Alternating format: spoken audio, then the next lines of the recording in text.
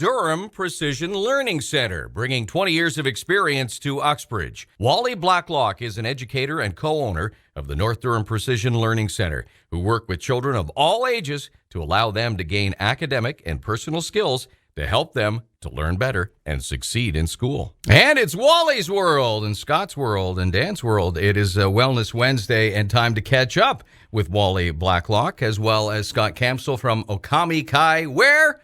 Karate. That's where. How are you guys doing this morning? Good morning, gentlemen. Good morning. Doing great.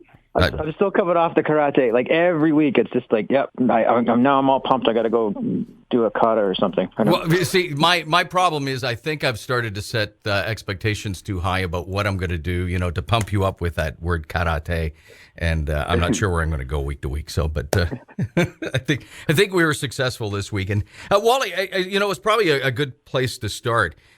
You've been talking to a lot of students about expectations this year and just how things have been going, because we're now over a year into strange circumstances as far as schooling, in school, not in school, doing virtual learning. What's the reaction from students in your one-on-one conversations with them? Well, I actually started talking with kids this year. They're having similar struggles as they would normally any year. And but in talking to them, I just said, it's kind of special circumstances this year. So the expectations are much different. So perhaps what you can do is find something that you can improve on and pick that one thing. We're down to the last few months of this semester. So if it's learning your multiplication tables, then make that a goal and do that this year, because it's going to help a lot next year. I know because the school year got disrupted last year and then it started into this year, there was lots of little ones for that last part of last year.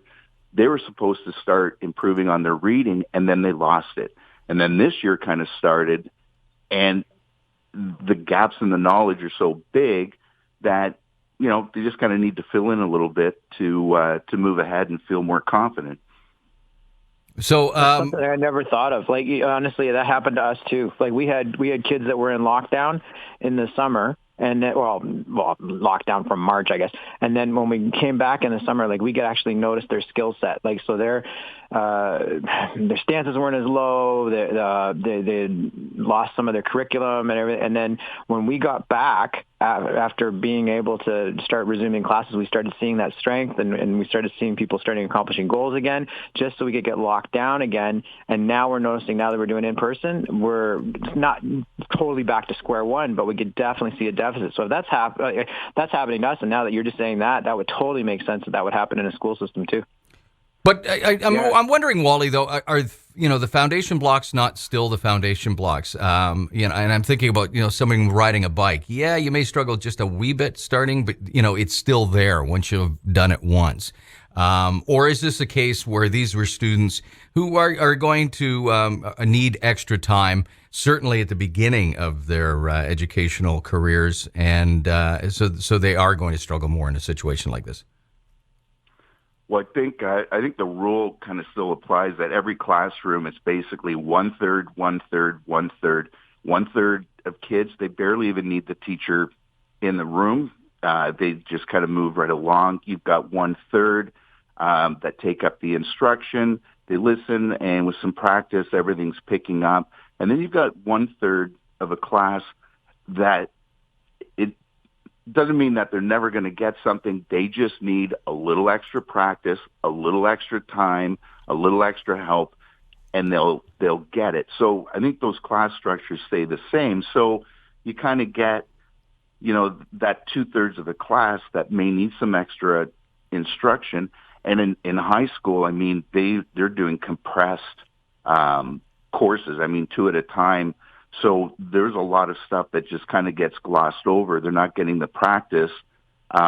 So they may be able to retain some information enough to pull off an 80 in their class, but next year it's going to be gone, which again, that takes us back to what Scott sees in the dojo.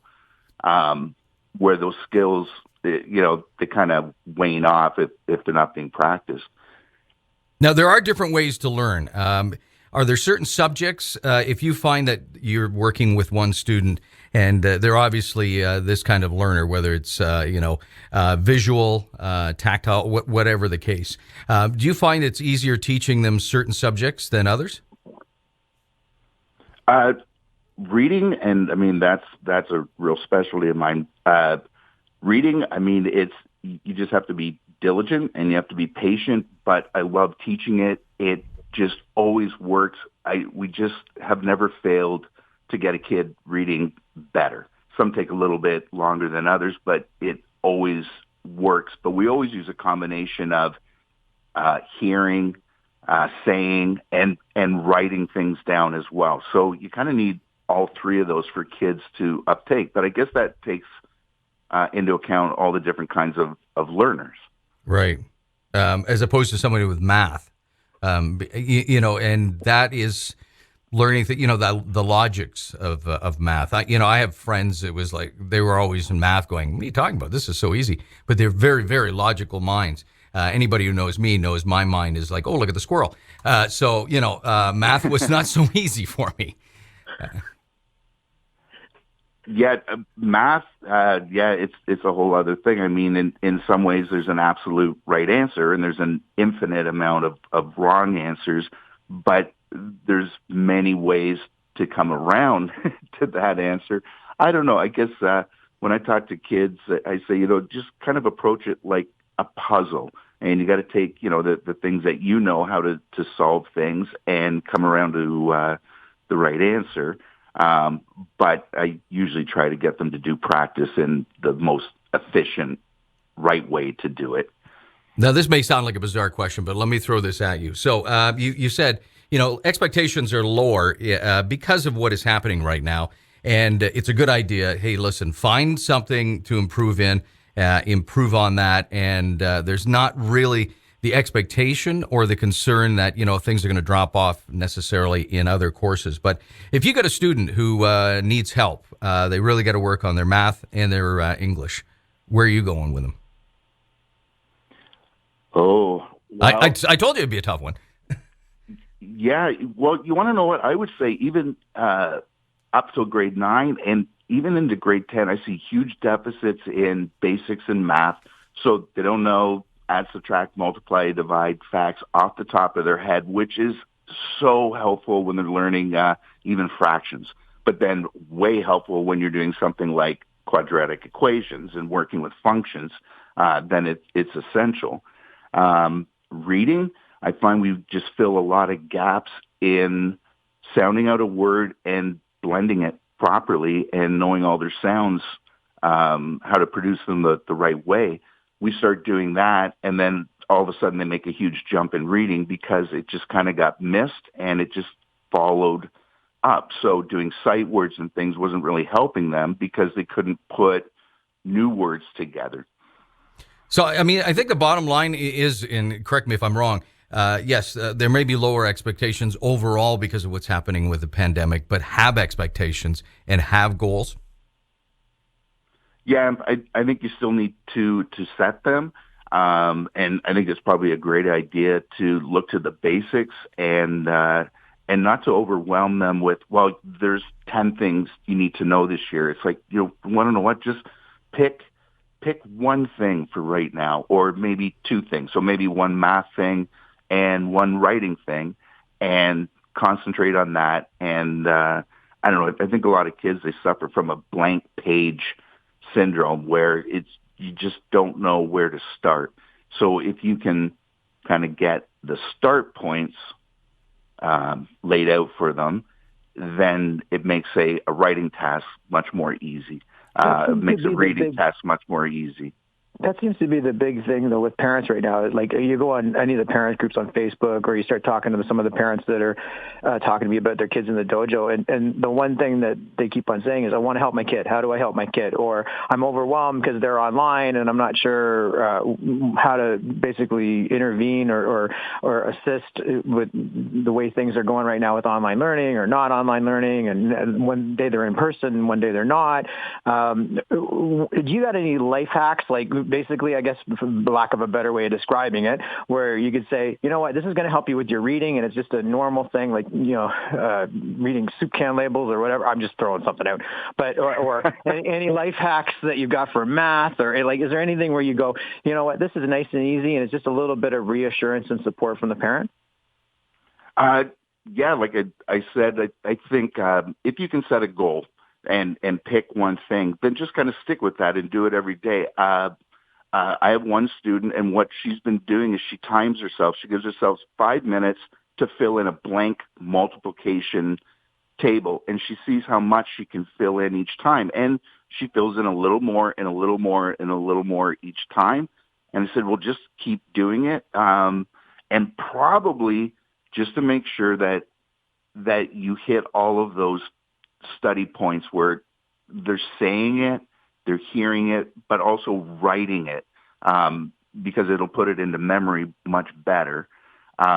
Reading, trying to identify some deficits in older children, it can be a little more difficult because it can be a combination of knowledge gaps. But I imagine it would be take them back to a place where it is so easy for them to read something and they can read it fast, and then start to increase the difficulty and make sure that they're reading the same as when it's very easy. Then when you see them starting to slow down and having difficulty, you know that you're at a level that they need to work on, and then you just practice it until it becomes much better or much faster is when it's a very easy task, and then just keep moving forward from there. Well, it's great advice. And Wally, if somebody does want one-on-one and they have the opportunity to get some extra tutoring, do you still have some spots open? We still have some places available.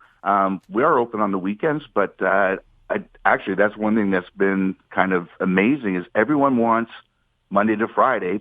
I think a lot of people are saving the weekends for family and to take a big breath. And in a way, it's a nice thing to be happening. But yeah, we got lots of spaces available all through the week. And you are co-owner of North Durham Precision Learning Center. How can people get a hold of you?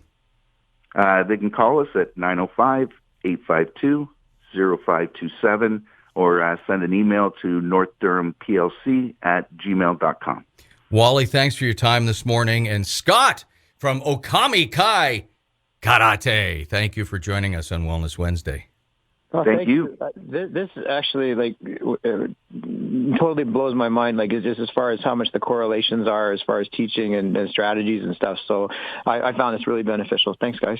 Thank you. I thought you were going to be impressed by the karate again, but I'm sorry, I am impressed by that. Also, I totally understand now why you and I get along, because as soon as you started talking about your math skills, it was like, yep. Okay, oh, I know. Totally. I've been there. Totally that. And I'm with you looking at the squirrels. Oh, yeah. Yeah, we could be talking to Wally sooner rather than later. Guys, thanks for this. Book an appointment. Yeah, thank guys. And we'll catch up again with you next Wednesday, Scott. Thank you. Take care. Bye-bye. Thank you. Bye. Again, that is Wally Blacklock. It's so true. From North Durham Precision Learning Center, and Scott Capsule from Okami Kai.